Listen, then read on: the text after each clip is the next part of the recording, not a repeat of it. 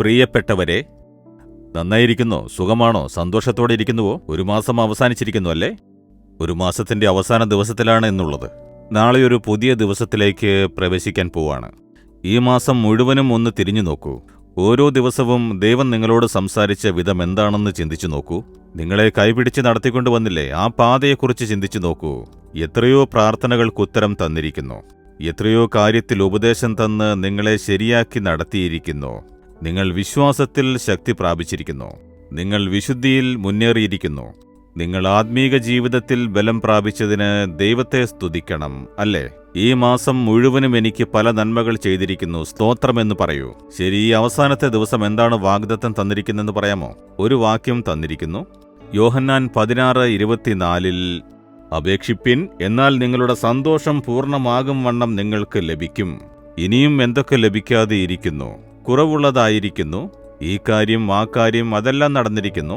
ഇതിലൊന്നും നടക്കുന്നില്ലല്ലോ, ഇതിലും കുറവ് തന്നെയാണല്ലോ എന്ന് വിചാരിക്കുന്നുണ്ടല്ലോ. ദൈവം പറയുന്നു, എന്റെ മക്കളെ അപേക്ഷിക്കൂ. നിങ്ങളുടെ സന്തോഷം പൂർണ്ണമാകും വണ്ണം അപേക്ഷിക്കുവിൻ. നിങ്ങൾ ചോദിക്കുമ്പോൾ തരുവാൻ ദൈവം തയ്യാറായിരിക്കുന്നു. നിങ്ങൾക്ക് വേണ്ടിയല്ലേ കുരിശിൽ മരിച്ച് രക്തം ചൊരിഞ്ഞത്? നിങ്ങൾ ചോദിക്കൂ, ഞാൻ തരും, പൂർണ്ണമായും തരുമെന്ന് വാക്ക് തന്നിരിക്കുന്നു. നിങ്ങൾ ചോദിച്ചാലേ കിട്ടൂ. നിങ്ങൾ ചോദിക്കാതെ ദൈവത്തിൽ നിന്നും നേടാൻ സാധിക്കില്ല. കാരണം യാചിപ്പിൻ, നിങ്ങൾക്ക് കിട്ടുമെന്ന് വാക്ക് തന്നിരിക്കുന്നു. വിശ്വാസത്തോടെ ചോദിക്കണം. യേശുവിന്റെ നാമത്തിൽ ചോദിക്കണം. അപ്പോൾ നിങ്ങൾക്കത് ലഭിക്കും. ഏതിലാണോ കുറവുള്ളത് ആ കാര്യത്തിൽ ഇന്ന് അത്ഭുതം നടക്കും. ഇന്ന് ഇപ്പോൾ ദൈവം പൂർണ്ണമായി അനുഗ്രഹം തരാൻ പോകുന്നു. കാരണം നിങ്ങൾക്ക് നിറഞ്ഞ അനുഗ്രഹം തരാനായി യേശു തന്നെ കുറവുള്ളവനാക്കി. ആ ഐശ്വര്യവാനായ ദൈവം കുറവുള്ളവനായി ഈ ലോകത്തിൽ വന്നു.